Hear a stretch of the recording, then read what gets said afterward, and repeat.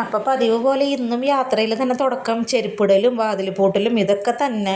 അപ്പോൾ ചേട്ടൻ ചെരുപ്പ് കിട്ടും. അപ്പോൾ ഞാൻ ചെരുപ്പിടാനൊന്ന് വീഡിയോ എടുത്തരാന്ന് വെച്ചപ്പോൾ ഈ മനുഷ്യൻ എന്നെ കളിയാക്കണ്, നീ ഇത് എവിടേക്ക് മേക്കപ്പും ചെയ്ത് പോണേന്ന്, കൊച്ചുങ്ങളുടെ സ്കൂളിലേക്ക് പോകണമെന്നാണ് ഈ കോലെന്ന് എന്ന് പറഞ്ഞാൽ നമുക്ക് പുറത്തിറങ്ങുമ്പോൾ ഇത്തിരി ലിപ്സ്റ്റിക് ഒക്കെ ഇടാണ്ട് പറ്റുമോ?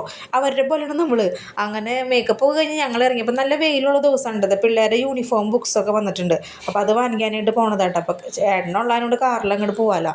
അങ്ങനെ ഞങ്ങൾ ഒന്നും രണ്ടും പറഞ്ഞ് ചിരിച്ചും കളിച്ചും അവിടെ എത്തിയിട്ട് കാറിൽ കയറി കഴിഞ്ഞാൽ പിന്നെ ചിരിയും തമാശയും പാട്ടും കൂത്തുമാണ് ഇതിൻ്റെ ഉള്ളിൽ. അങ്ങനെ ഞങ്ങൾ അതിൻ്റെ ഉള്ളിലേക്ക് ഇറങ്ങി. ക്യാമ്പസ് എന്ന് പറഞ്ഞാൽ നല്ല അടിപൊളി ക്യാമ്പസ് ഉണ്ട്. നല്ലൊരു അറ്റ്മോസ്ഫിയർ ഫീൽ ചെയ്യണ്.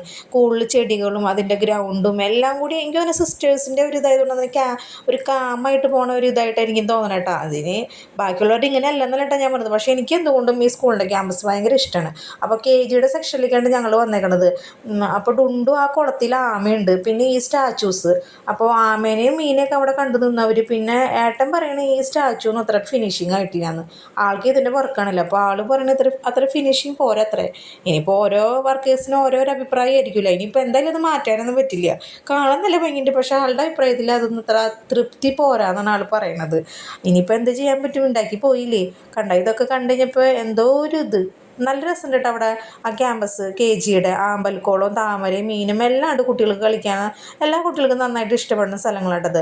അപ്പോൾ ബുക്കൊക്കെ മേടിക്കാൻ ഞാനകത്തേക്ക് കയറിപ്പോയി. അതൊക്കെ കഴിഞ്ഞ് പുറത്തുനിന്ന് ഏട്ടനായിട്ട് ഇതൊക്കെ വീഡിയോ എടുത്തത്. അത് കഴിഞ്ഞിട്ട് മറ്റേ ബസ്സിൻ്റെ രജിസ്ട്രേഷൻ ഉണ്ടായിരുന്നു. അപ്പോൾ അതിന് വേണ്ടി ഞാൻ ഫില്ല് ചെയ്ത് കൊടുക്കണതാട്ടോ അത്. അപ്പോൾ സഞ്ചിയിൽ പൊന്നുമായിട്ട് അവളുടെ ബുക്കും ടുണ്ടുവിൻ്റെ ബുക്കും കൂടി താങ്ങി പിടിച്ച് വരുന്നത്.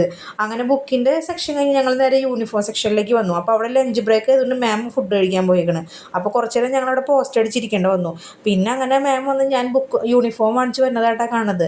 അങ്ങനെ ബില്ലിൻ്റെ കാര്യം എല്ലാം പറഞ്ഞ് കണ്ണും തെളിയും ഞങ്ങൾ പതുക്കെ അവിടെ നിന്ന് ബൈ പറഞ്ഞിറങ്ങി.